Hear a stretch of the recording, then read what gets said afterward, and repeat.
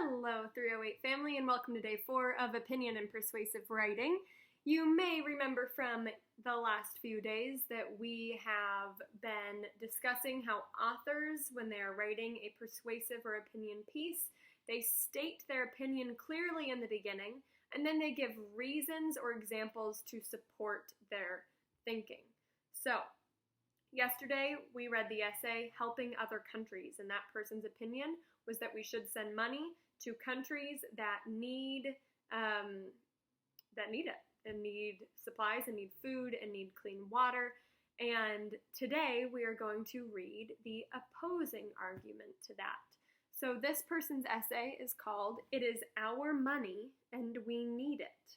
So what can you infer from that title alone? It's our money and we need it.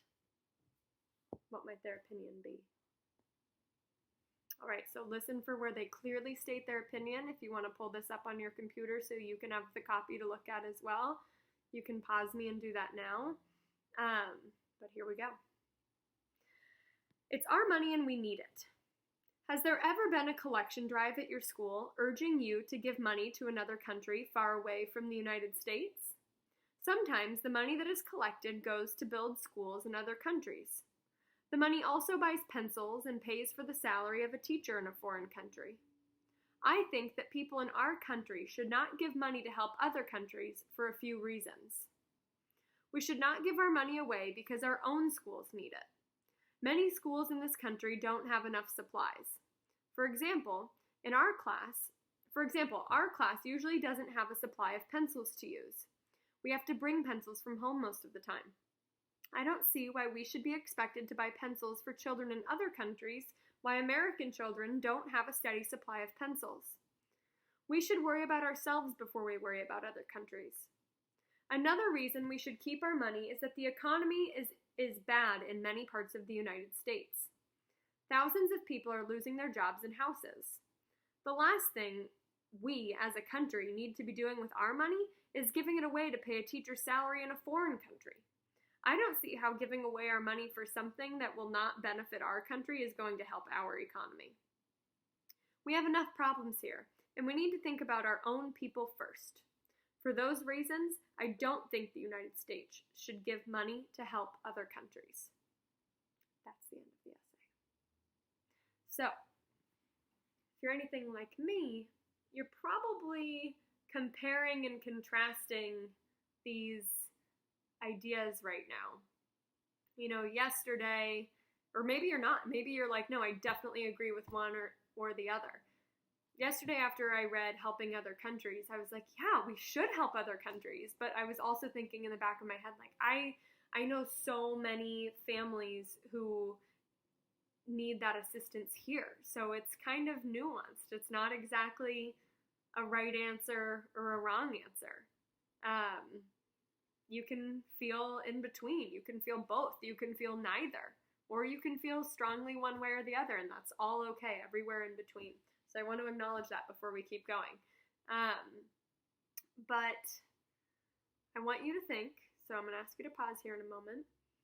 Where did the author state their opinion in this piece? And then what is one reason they gave to back up their opinion? Go ahead and pause me. And welcome back.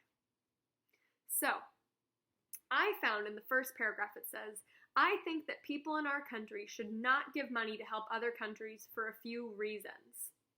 To me, that's one of the places in the story where it is very clear that the author is stating their opinion. They do not think that we should give money to help other countries.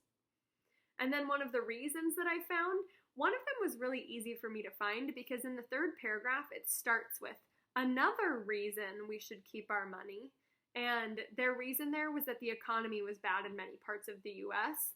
and that thousands of people are losing their jobs and houses. So when a writer clearly says, here is my reason, another reason is, I think this because, or for example, it's a really strong way to show and give meaning to your writing. So today, just give me a moment while I find it. I want you to also think about the audience here. So just like we've done the last 3 days, I want you to pause and think about, who is this person writing to? Who are they hoping reads this? Go ahead and pause. And welcome back. So I would say personally that the audience here is people who want to raise money to help other countries. They're trying to take someone who disagrees with them and change their opinion so that they do eventually agree with them. So just like yesterday, you're going to have the same routine. You're going to, for 5 minutes, you're going to write down ideas of things that you could write about. Okay? And when you're done with those 5 minutes, you're going to pick one. It might be one you've already started on. It might be a brand new one. You might write on one for 5 minutes and realize you don't like it that much and pick a different. That is totally okay. But that's your task for today.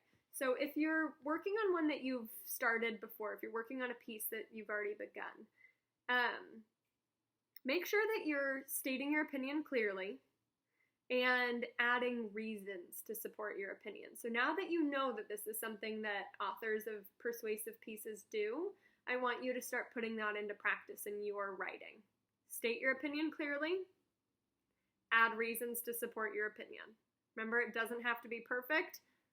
Sound it out the very best. Don't get distracted running for a dictionary or Googling how to spell something or playing with the spell check. Just go for it. I'd rather you get all the ideas out on paper first. Go back and check it later, okay? All right, happy writing.